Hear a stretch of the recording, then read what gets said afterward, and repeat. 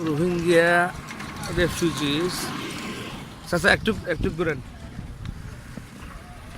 These trucks are loaded to take relief to the refugee camps in the borders of Bangladesh and Burma, Myanmar, for the Rohingya refugees that have been ethnically cleansed by the Burmese military, government, and local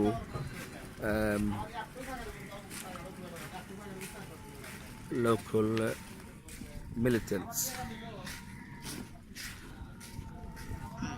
They will take them about an hour's drive to the refugee camps. There are about 15 refugee camps at the moment in the Cox's Bazar area